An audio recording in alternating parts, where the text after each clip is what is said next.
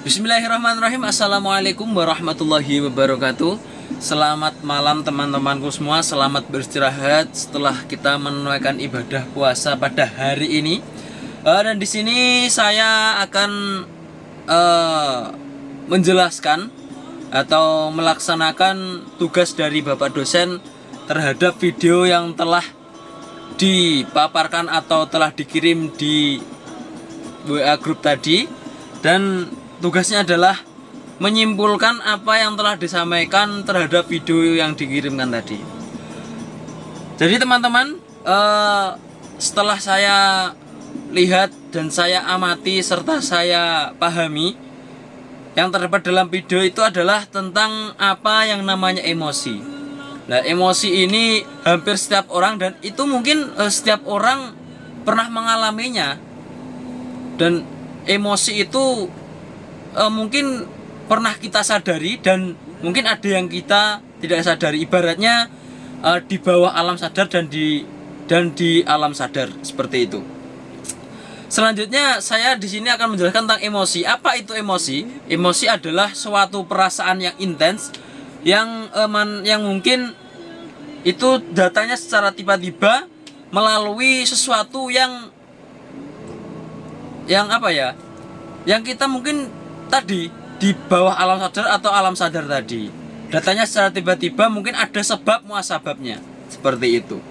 Nah, macam-macam emosi itu ada berapa? Yaitu ada dua. Yang pertama adalah emosi positif dan ada emosi negatif. Seperti itu. Yang pertama tadi emosi positif itu seperti apa contohnya?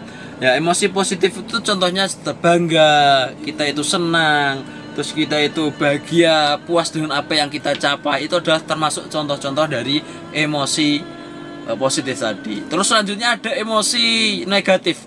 Emosi negatif ini mungkin hampir juga setiap orang juga mengalami. Tidak juga dengan yang tadi emosi positif, mesti seseorang itu mesti mengalami. Nah, emosi negatif ini contohnya seperti apa? Contohnya amarah. Amarah itu ketika kita mungkin dibuat marah seseorang, kita ngamuk, kita bersikeras untuk membalasnya, itu adalah amarah, sebuah amarah. Lah, amarah itu boleh nggak? Ya kalau dalam Islam ya mungkin tidak boleh ya. Kita harus menahan amarah itu. Terus ada lagi yang namanya kesedihan. Kesedihan ini biasanya terjadi karena ada sesuatu yang terjadi tidak mengenakan di hati. Contohnya mungkin kita sedang berduka, itu termasuk dari kesedihan, kita putus asa, itu mungkin dari kesedihan. Terus mungkin ada yang namanya apa ya,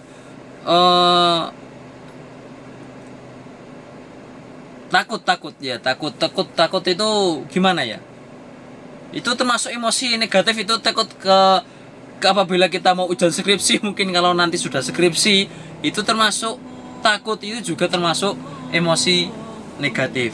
Mungkin dari saya sekian yang saya dapat simpulkan. Mungkin banyak sekali kekurangan, saya mohon maaf yang sebesar-besarnya. Mungkin banyak yang belum bisa atau bahkan tidak bisa untuk dipahami, saya mohon maaf yang sebesar-besarnya. Mungkin kalau ada yang mengganjal atau yang dipertanyakan, mungkin dapat dipertanyakan di kolom komentar nanti. Mungkin dari saya sekian. Selamat menunaikan ibadah puasa untuk besok ya teman-temanku semua. Wassalamualaikum warahmatullahi wabarakatuh. Terima kasih.